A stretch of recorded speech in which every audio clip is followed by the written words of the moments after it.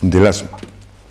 El asma es esa enfermedad crónica que además, bueno, el que la tiene o el que la padece o el familiar que conoce a un asmático, conoce de sus crisis, conoce de sus problemas, conoce de sus carreras y en algún caso hasta ha tenido que presenciar, cuando es el caso del asma fatal, hasta alguna muerte, o ha tenido que correr a una farmacia de guardia a buscar ese aerosol que se colocan los asmáticos.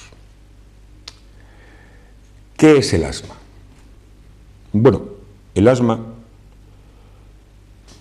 los pulmones tienen, es una tubería hueca, ahí no hay sangre. Tienen que hacer el intercambio de oxígeno con CO2 y ahí, bueno, pues está el bronquio principal, la tráquea, los bronquios, luego los bronquiolos que se van dividiendo y al final están los alveolitos, que es donde se produce el intercambio de oxígeno con el oxígeno gaseoso. Entonces, en el caso de un asmático, por la causa que sea, que veremos, física me refiero, ante un estímulo externo que puede ser desde lo que llamamos un antígeno, ahora vamos a ver el antígeno, aquí tengo, esto es una fotocopia del libro, esto digamos sería como la piel del alveolo, pero vista de sección.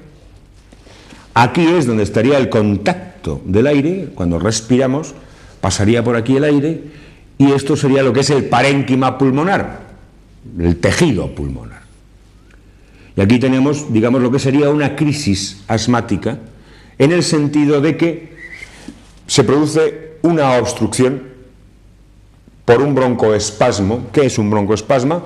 Un broncoespasmo. Bueno, pues un broncoespasmo es cuando el bronquio se cierra por un estímulo externo, un antígeno. Pues un antígeno, podemos tener el polen, el polvo, cualquier tontería, pero no solo por eso se puede producir. Ese es, al ser multifactorial y al estudiar desde aquí, siempre cuando estudiamos, vemos, nos quedamos exactamente ahí y buscamos, bueno, pues es un antígeno. Si supiéramos cuál es el antígeno que desencadena directamente el problema de asma, con anularlo, se supone teóricamente que resolveríamos el problema del asma. Pero es que no solo es un antígeno. El asma se puede desencadenar, o la crisis asmática, primero hay varias fases. Primero la crisis, que es ante un momento determinado por un estímulo, un antígeno. Frío, ejercicio, una emoción muy fuerte. Y aquí al final dice etcétera. También habla contaminantes atmosféricos, infecciones respiratorias, tabaco. Bien, en este caso, sí, el tabaco, lo que pasa es que también podemos ver que conocemos casos de asmáticos que fuman y no tienen crisis, pero eso es otra historia. Ya se lo contarán en otro programa, en otros programas. Pues bien, aquí dice etcétera. Es decir, todos los factores que pueden desencadenar una crisis asmática, todas las causas que puede haber para que una persona nos haga una crisis asmática son innumerables. Luego, entonces, sobre los factores que desencadenan la crisis no podemos trabajar. Actualmente, últimamente, ya no se considera el asma como tal, aisladamente, como broncoespasmo, nada más, puesto que se ha visto, claro, eso se ve en la necropsia, en la autopsia, se ha visto que hay un componente inflamatorio muy, muy importante. De hecho, ya el asma se está acercando más, o se está tratando de catalogar dentro de como una reacción inflamatoria. ¿Por qué? Puesto que ante un estímulo, en el caso que hemos visto que hay más casos, frío, reacciones emocionales, el caso que vamos a poner aquí es el caso del antígeno, que colocamos aquí, que el antígeno puede ser un polen, una cosa de esas. El asmático sabe que, bueno, en primavera, en otoño, tiene con más frecuencia crisis, independientemente que a lo largo del año, sin saber por qué, y en muchos casos no establece ni él mismo los factores desencadenantes de esa crisis aguda, que además les hace pasar un rato horroroso. Cualquier cosa le puede hacer, pero nos vamos a centrar, por seguir un poco el dibujo, en el caso del antígeno. Bien, cuando se produce un antígeno, se produce este sería, digamos, el epitelio a través del que se supone que debemos hacer el intercambio en el caso de que estuviera normal. Aquí no está normal. Entonces los mastocitos, digamos, son los encargados de producir una reacción inflamatoria para tratar de defender al organismo ante una agresión, ante una invasión, ante algo que no debe estar ahí, y tienen el código genético, ahora que está tan de moda el tema de la genética, la obligación de ayudar. ¿Cómo ayudan? Bueno, pues los mastocitos ayudan produciendo una serie de descargas a nivel de eosinófilos. Bueno, hay una serie de nombres técnicos que no vamos a entrar ahora. Claro, eso genera lo que realmente, como su propio nombre indica, una descarga inflamatoria, y entonces produce un engrosamiento. Claro, como ese mastocito además ya a través de la parte intercelular del epitelio ya sale al exterior para defender y soltar sus mediadores químicos, está primero provocando, aquí estaría la fibra del músculo liso que está en el parénquima pulmonar. Este señor ya está estimulado, porque todas las sustancias que está segregando el mastocito, una de ellas o muchas de ellas, varias de ellas, le están estimulando a él, porque él tiene que defenderse para que no entre. Usted, que cuando tiene un enemigo afuera, ¿qué hace? Cierra la puerta, no la abre.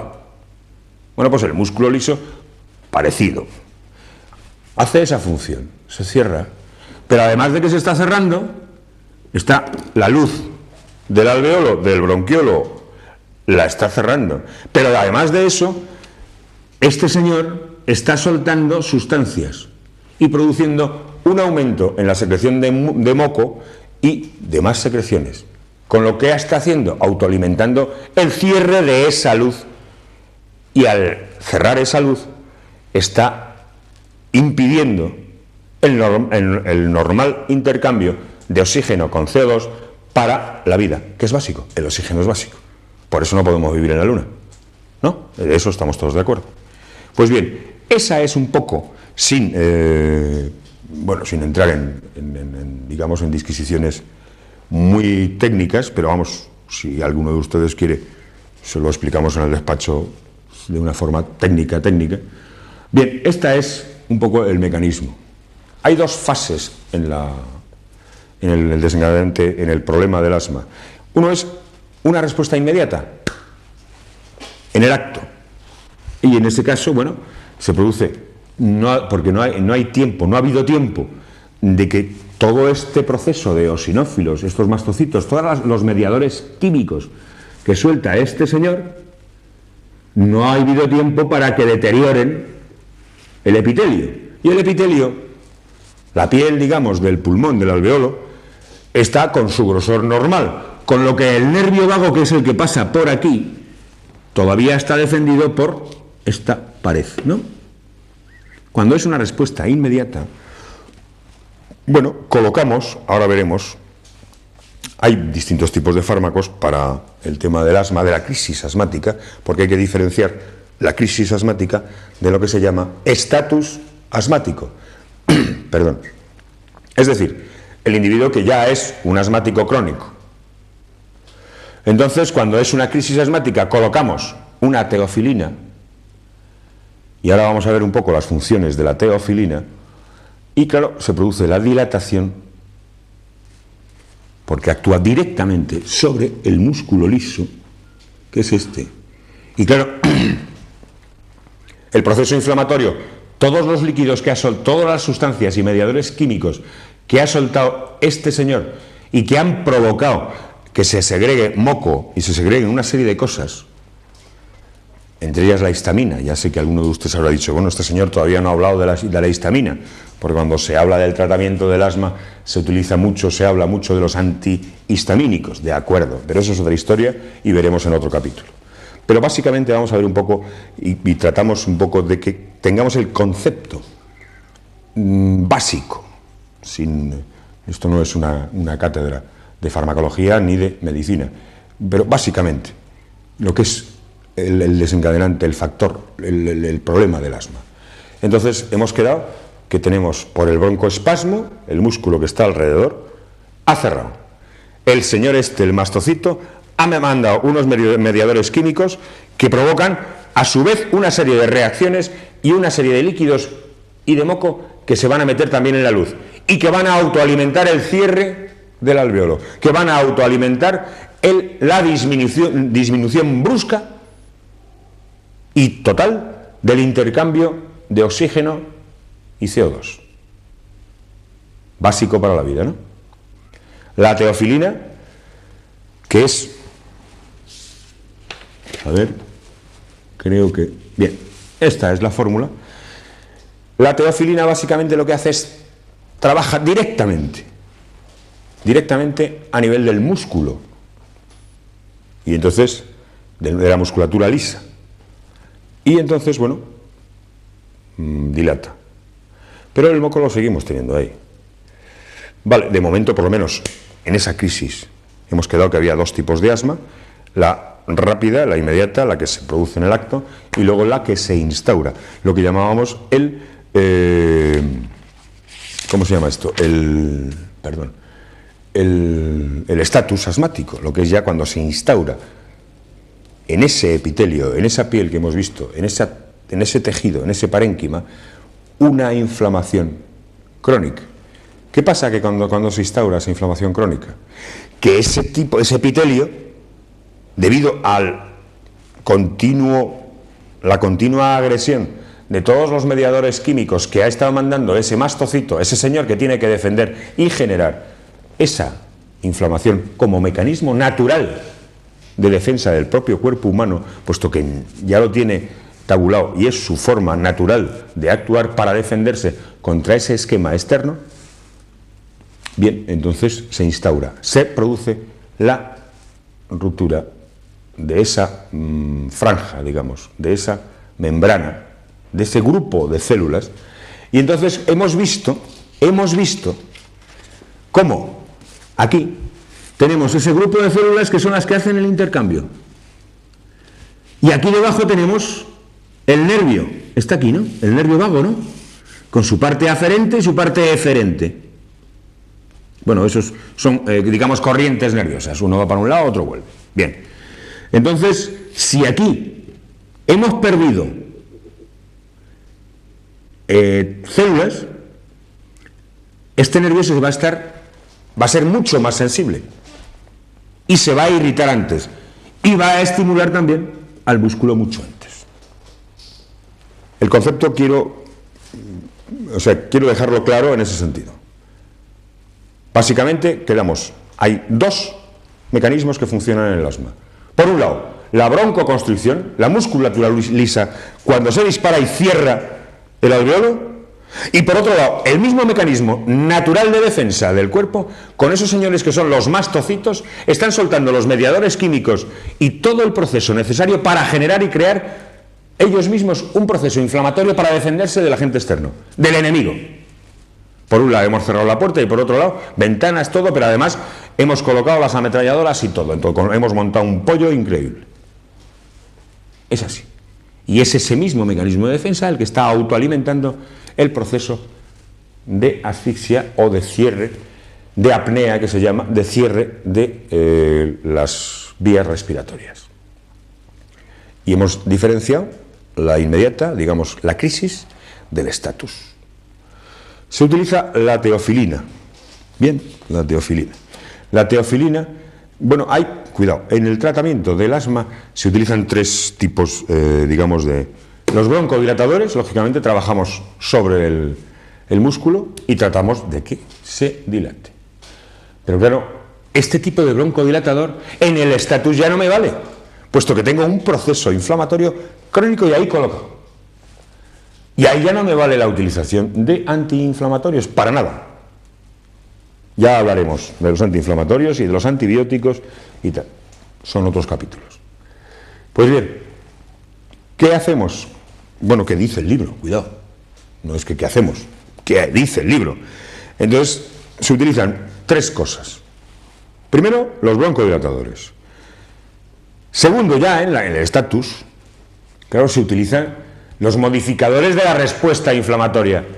Pero claro, ahí ya no nos vale el antiinflamatorio.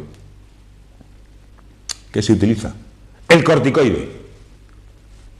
Los corticoides, sí, que también tendrán su capítulo. Y también los inhibidores de los mediadores que este señor, el mastocito, producía, los eosinófilos, toda la batería de mediadores químicos que suelta ese señor macrófago. Pero claro, al utilizar la teofilina, trabaja directamente como broncodilatador. Sirve de diurético, con lo que nos está ayudando, porque esa inflamación produce un aumento de líquidos a nivel de pulmón y está autoalimentando el proceso de insuficiencia respiratoria. Y esta teofilina sirve, en principio, como diurético. Actúa sobre el corazón y, de hecho, se ha utilizado, puesto que en algunos casos tiene las reacciones parecidas a aquel programa, ¿se acuerdan que hablábamos de la digital? Como inotropo positivo que aumentaba la contractilidad del corazón, del miocardio. Actúa también directamente sobre el sistema nervioso central. Esas son básicamente las formas de actuación de la teofilina. Como efectos secundarios, la teofilina produce náuseas, vómitos, puede llegar a producir hasta síncope, depende de las dosis. Luego hay una cosa muy importante, se absorbe al 100% por vía oral y se elimina en el 90% por hígado y solo en un 10% por riñón. Esto, si usted conoce a algún asmático o usted mismo es asmático, sabe que usted es asmático etiquetado ya para siempre, ¿no? Eso es lo que le dicen, eso es lo que nos dicen. Pero vamos a ver cómo el asma, o hay que ver, en el próximo programa veremos, cómo el asma a lo mejor no es una enfermedad en sí misma, sino que es un síntoma nada más. Y que, bueno, si estamos viendo cómo el fármaco que estamos colocando se metaboliza, se elimina al 90%, se metaboliza desde el hígado, y el hígado es la principal causa de este problema, estamos autoalimentándola de por vida. En el próximo programa seguiremos un poquito con esto. Buenas tardes y hasta pronto.